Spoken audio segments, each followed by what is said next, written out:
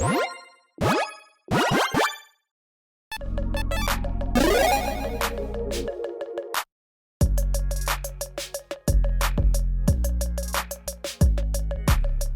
everyone, Mitch coming in from the Commander's Core studio. Welcome to the show. Okay, so I just got done recording the first episode today after the initial spoilers came out, and as I was uploading that video, I went and checked, and oh my goodness, a deluge of even more exciting Aetherdrift spoilers, including some massive ones. Let's jump into it.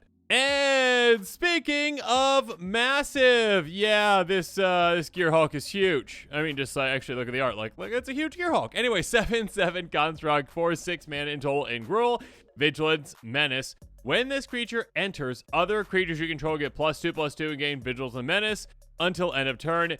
Damage can't be prevented this turn. So Spore Frog players out there, look out, because here we go. I mean, outside of Spore Frog, there's other ways that prevent damage too. But yeah, basically fog effects, no. Protection effects, no. All the effects that essentially prevent damage, not happening. Now, how effective is this? Well, a 7/7 Vigilance with Menace for just 6 mana. Again, these days, just like evaluating that, like that's not enough yet. It needs other things as well. A good solid ETB, one that can definitely be game ending. Again, Vigilance, nice to, you know, if you're not ending the game, keep your creatures back for defense.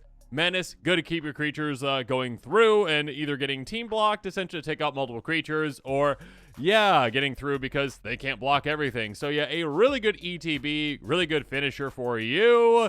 Yeah, big beefy creature that does big beefy creature ETB things. Moving on. We've got Oil Deep Gearhulk, a 4/4 for 4 mana in Dimir, lifelink and ward 1. When this creature enters, look at target player's hand. You may choose a card from it. If you do, the player discards that card, then draws a card. This is a little bit flexible when it comes to that effect, essentially, right? Because, again, it's target player's hand. Doesn't have to be an opponent. It could be you. You could just choose yourself, essentially, to discard a card, draw a card. So it is a rummaging effect for you, potentially. Or, yeah, I don't necessarily like that card in your hand, actually. So let's get rid of that. Now, how useful is this in Commander compared to other formats? I'd say less useful in Commander compared to, again, say the previous Gearhulk we just talked about. That being said, there are still some places for it, obviously. Yeah, lifelink is nice there. Ward 1's nice. You know, some pretty specific mana restrictions with this one, though. But yeah, I mean, a decent ETB to use and abuse throughout the game. Next up, we've got Willow Rush Verge. That's hard to say, at least for me. Land, tap for a blue, tap for a green. Activate when we control a forest or an island. So we have seen lands like this in the past. And now we are getting even more of them. A very solid land for decks that, you know, are in Simic, essentially, because you're bound to have a forest or an island, essentially, so you can tap for that green as well. And just really quick, we're going to go through the rest of these just because they're the exact same thing, but other colors. Vastwood Verge. This one is green or black. Then we've got Bleachbone Verge, black or white. Then we've got River Pyre the Verge. There we go, if I could talk. Red or a blue. And we've got Sunbillow Verge. We've got white or a red. Wild Road's yet another land that is different. This is uncommon land, not the exact same as the previous ones, just different colors. So this land enters, tap plus control a mount or a vehicle. That's specific. Tap for a green. Pay 1 a green tap. Sacrifice this land. Create a 1/1 colorless pirate creature token with token saddles, mounts, and crews. Vehicles as though its power were to a greater active as a sorcery. So an improved pilot, apparently. The previous pilots that we've seen, you know, thanks to like Shorekai and that kind of stuff. Hey, oh yeah, they make little 1/1s that can just crew things. This is like, no. Mount or crew, I'm versatile. So yeah, I mean, this obviously could see play in mounts or vehicle decks, obviously. Next up, we've got Rocky Roads, like ice cream. This land enters tab unless you control a mount or a vehicle, tap for a red, or again, the whole, you know, pilot thing. We're gonna see this probably on every single one of these, aren't we? Here we go. Foul Roads, exact same thing, but in black. Reef Roads, exact same thing, but in blue. And Country Roads, Country Road. Every time you play it, you have to sing it. Yeah, but for a white instead. And some beautiful artwork. My goodness, I love the colors on this one. Okay, next up, here we go. Out of the lands right now, Valor's Flagship, a 7/7 Ledger Artifact Vehicle for 7 mana. Get ready for a mythic vehicle. Vehicle fans out there. Flying, First Strike, Lifelink, Crew 3. You can also cycle it away, though, so that's pretty nice. When you cycle this card, create X 1/1 cost pirate creature tokens with this creature saddles, mounts, and crews vehicles as though its power 2 greater. So this is like a weird combination of giant vehicle and, oh gosh, what's that one that makes angels? Decree of Justice? Or, yeah, if you cycle it away, it makes little 1/1s.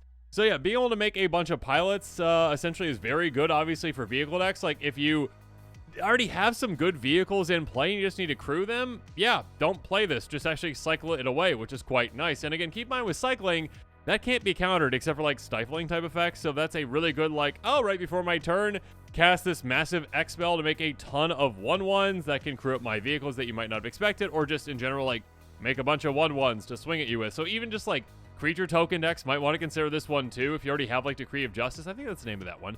But yeah, Decree of Justice in the deck, you might want to consider this too, because it's basically the exact same thing, essentially, but also has the flexibility of being a giant vehicle that only has crew 3, so it's not too heavy.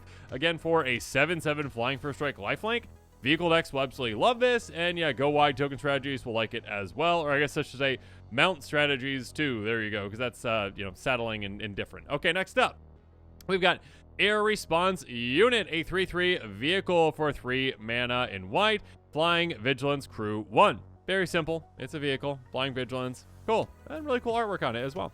Next up, we've got Hull Drifter, a 3/2 vehicle, flying for 5 mana. Yeah, you can probably guess what this is going to do. Enters, draw 2 cards, crew 3. So, yeah, again, Hull Drifter, clearly a reference to something else. I have no idea what it was, though, yeah, there you go. Hull Drifter. So, yeah, again, on ETB, draw 2. That's nice. The difference between this one and that one, though, is like obviously that one has an evoke cost that you can utilize. This one, though, isn't always a creature, which can be a good thing, can be a bad thing. It's a good thing in that it can dodge board wipes pretty easily when it comes to, like, Wrath of God type effects, because it doesn't have to be a vehicle, or it doesn't have to be a creature on your opponent's turns. That being said, it's a little harder to use and abuse the CTB, because most blink effects are typically, like, exile a creature and bring it back. That being said, if you crew it up, then you can blink it, obviously, to use and abuse the ETB like you would with a Mole Drifter. Next up, Hazaret Godseeker. Hazaret is back in mono red and very low to the ground, just 2 mana in red. 5/3 indestructible haste. Oh my goodness. If it just stopped right there, this would probably be banned in other formats. Probably not Commander, but still, it's pretty crazy. Okay, start your engines. So if you didn't see my last episode, start your engines means if you have no speed, it starts at 1. Increases once on each of your turns when opponent loses life. Max speed is 4, so it takes a little bit to build up. That being said, pay 1, tap target creature power 2 or less. Can't be blocked this turn, so you can still utilize it for that, but can't attack or block unless you have max speed. So once you get to max speed, once Hazaret is at max speed, because vehicles, I guess, I don't know. I don't really see Hazaret on a vehicle right now. Just starting engines. Yeah, being able to take out players with this could be quite quick. Obviously, for God decks, you can utilize this. Again, low to the ground, hasty, can also get other things through. I mean, yeah, if you've got, like, maybe a commander that has, like, a low amount of power and a good combat damage trigger when it gets through an opponent, make sure you consider that as well. Yeah, I mean, just a start your engine deck, too. That could be considered as well. Next up, we've got Draconautics Engineer. That's quite the name. 2/2 Goblin Artificer for 2 mana in red. Exhaust, pay a single red mana. Other creature you control gain haste until end of turn. Put a counter on this creature.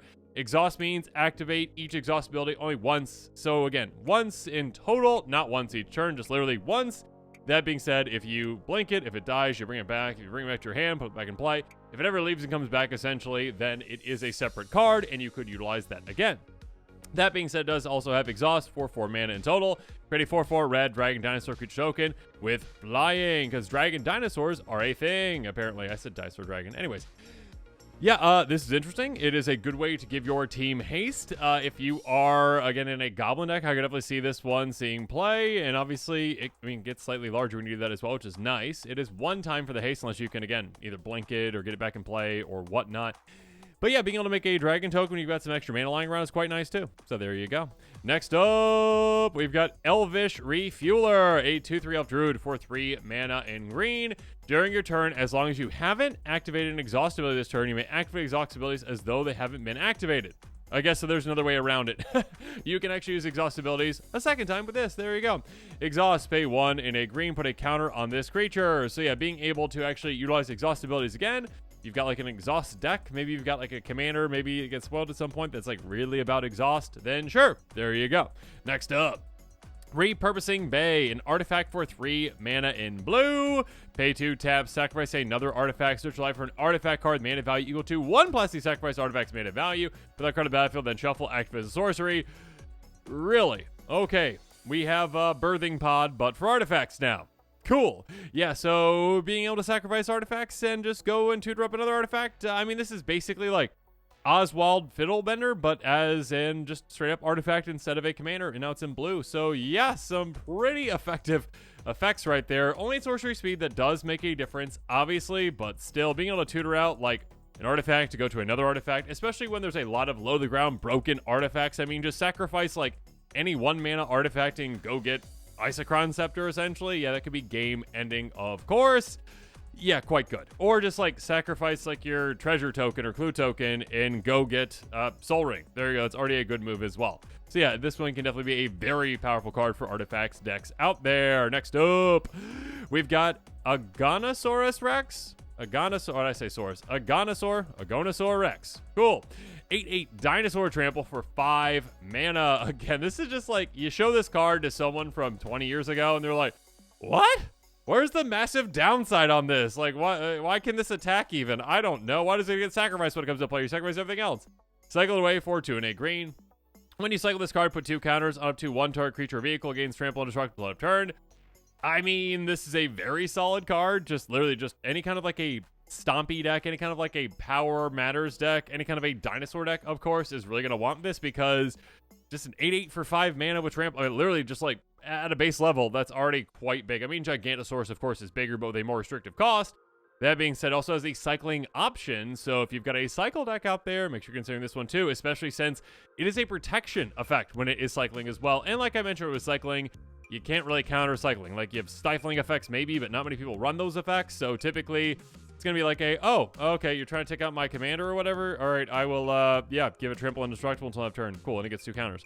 Awesome. So it can be like a combat trick in a way, but also you have to say way to protect things too, or just a giant dinosaur for basically no reason. Reanimator decks consider it as well because, yeah, you cycle it away, you utilize that, and then you just reanimate out of your graveyard. So there you go. Next up, Quag Feast. Cool, I guess. I don't know. Sorcery for 2 mana in black. Choose target creature, planeswalker, or vehicle. Mill 2 cards and destroy the chosen permanent. The mana value is less than or equal to the number of cards in your graveyard. I mean, if you've got a mill deck, cool.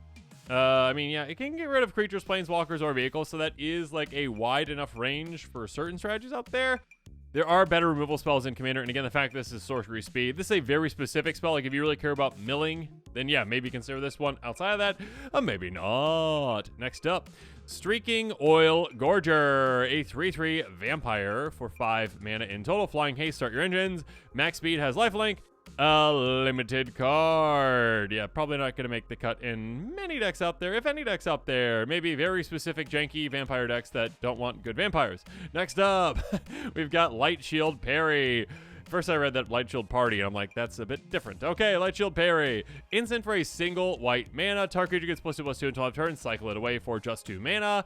Yeah, I mean, there is kind of like a good amount of cards out there that just have cycling for 2, and if you're building like a, oh gosh, what's the name of the card that reduces cycling cost by 2? Comments below, please. Help me, help me. Oh gosh, it's gonna bug me the rest of this episode. Regardless, yeah, if you are building a specific deck around that, great. If not, yeah, +2/+2 is not really all that good of an effect. If you got like a combat tricks deck maybe, or like a targeting deck, then sure. Next up, Venom Sac Lagak, 2/1 Lizard Mount for 2 mana in green with Death Touch. Fluctuator just came to me. It's Fluctuator is the cycling effect for cycling reduced by 2. There we go. Whenever this creature attacks while saddle, it gets +0/+3 till end of turn. Saddle 2. Very specific. I guess for a very specific mount deck, sure, utilize it. Next up, we've got Midnight Mangler. Cool name. 3/3 vehicle for 2 mana in blue. During turns other than yours, this vehicle is an artifact creature, crew 2. So actually, this actually was some text from one of the teasers, and I kind of talked about how that's a good thing sometimes, but also a very bad thing sometimes, because the best thing about vehicles, or one of the best things about vehicles, I would say, is that they can get around a lot of board wipes, like Wrath of God effects, because they're not creatures, when your opponents can usually cast those, which are sorcery speed. This makes it the exact opposite, where, cool, it's a creature on your opponent's turn, so you can block with it, but also, yeah, it can get destroyed by Wrath of God. So, very specific vehicle decks, maybe? Yeah. Next up, Prow Catcher Specialist. 2/1 Goblin Warrior with haste for 2 mana. Exhaust for 4 mana. Put 2 counters on this creature. Yeah, very limited card, more likely. Next up, we've got Sab-Sunen Luxa Embodied. Now, this is a card that I didn't preview it, but I talked about it a long time ago because, yeah, I mean, this was like they revealed like the gods like in the story, like I think it was like a month ago or so. And this one was pretty obviously Simic. And I was like, that's got to be Simic. And I guessed what it would do, and I was wrong. But I think I was right with like some things. But yeah, it's indestructible. There you go. Cool. But no, I was wrong with what this does in general. But it is a very exciting commander. Can do some pretty crazy things. And let's jump into it, even though I was ignore the fact that I was wrong. Okay. At least give me credit that I said Simic, although that's pretty obvious. All right, 6/6 legendary creature god for 5 mana in Simic. Reach, trample, indestructible. Lots of things there. Can't attack or block unless it has an even number of counters on it. 0 is considered even. Beginning of your first main phase, put a counter on Sab-Sunen. Then, if it has an odd number of counters on it, draw 2 cards. So, yeah, this is a pretty beefy creature already. Again, 6/6 for 5 mana, but it can obviously get bigger and bigger throughout the game with those counters getting put on it. Again, reach, trample. I mean, reach is nice for defense, but obviously trample, the more counters you're getting on this, the harder it's going to hit. Indestructible, obviously, it's very protected, so you could quite easily, I mean, it's going to turn into a, 3-shot KO in just one turn, essentially, right? Getting that counter on it could very easily become a 2-shot or even 1-shot KO once you're building this up, building up power. Double strike type effects obviously can really help you out too. You've got some ways to get it through, obviously, in blue as well, or, it's got trample and green already, so there you go. That being said, the amount of card advantage this can give you is really good. I mean, obviously, kind of like the concept around it is if you're doing absolutely nothing and it's just in play, first main phase, okay, get a counter on it. It turns into a 7/7. Awesome, I draw 2 cards. Right away, I mean, on the next turn, you are getting that advantage. But then the turn after that, okay, another counter. All right, it's at 8. I don't get to draw 2 cards. That being said, of course, there are plenty other ways to ensure that you are always getting an odd number of counters on it. Like, literally, if you just have other ways to get, like, one more counter on it a turn, you can choose to get another counter on it, and then all of a sudden it's at 8 on the turn before, then it gets another counter on it, which would take it to 9.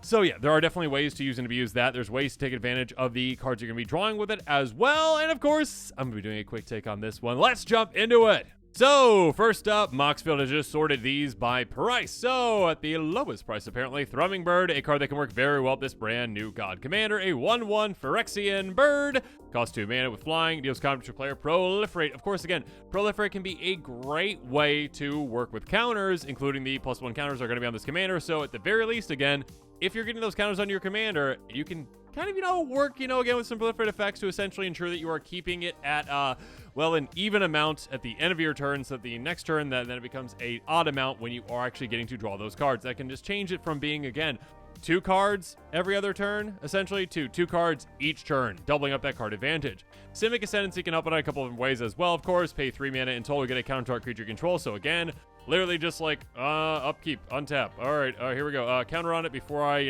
get that extra trigger, essentially. So being able to essentially ensure that you get to the right amount of counters again can really help you out. That being said, when 1 more counters are put on a creature control with that many growth counters on Simic Ascendancy, at the beginning of your upkeep, the Ascendancy has 20 more counters on it, you win the game.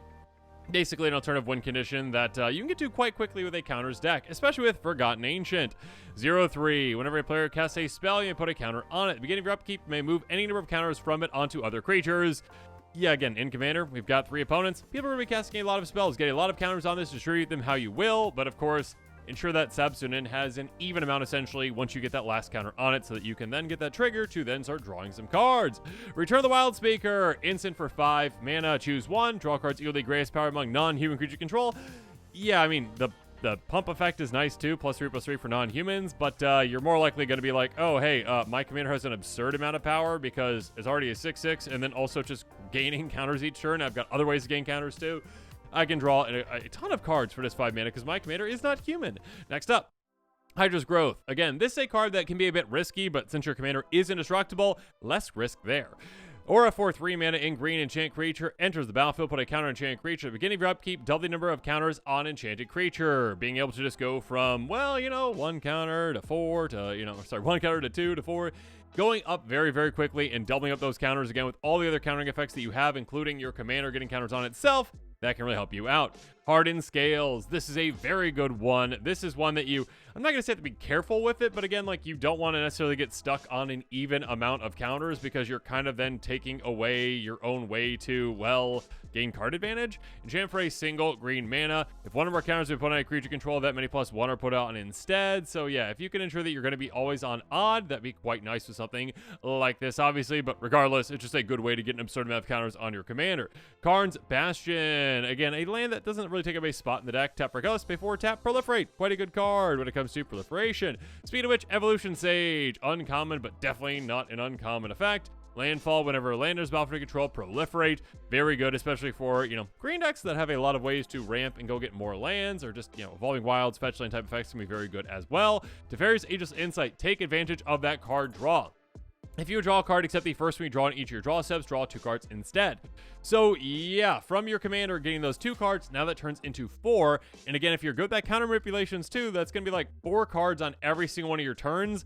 That is an absurd amount of value to be had. Wizard class, a great card as well. No maximum hand size, so that's quite nice. Again, take advantage of all that card drawing that you're getting.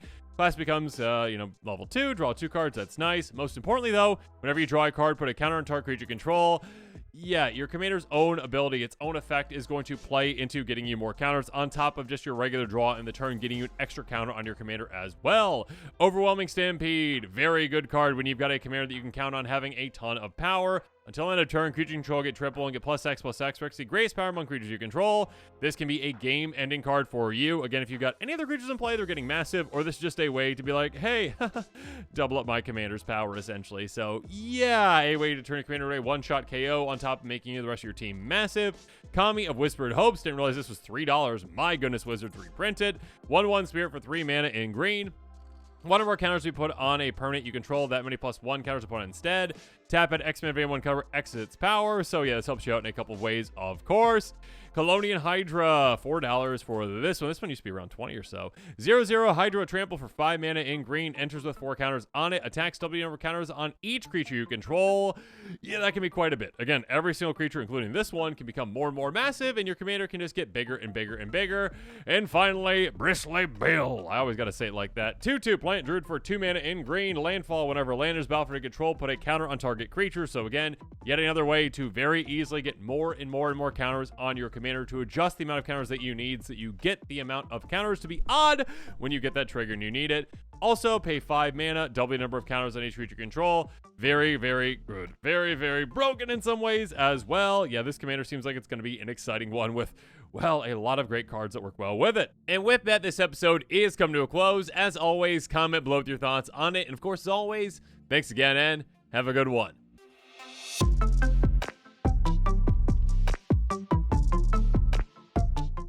This show and episodes like this one are possible thanks to viewers like you. If you're looking for an easy way to help support this show, make sure that you like, share, and subscribe. Also, hit that bell notification icon so you don't miss any new episodes. You can also go check out our playmats and other merchandise at thecommandersquarters.com. Another easy way to support this show is with our TCG player affiliate links. So whether you're buying a deck or individual cards, you can use this general link right here or one in the description. And the final way that you can support this show is by supporting us directly by becoming a patron. There are many benefits to being a patron, and I truly couldn't do this without all of their support.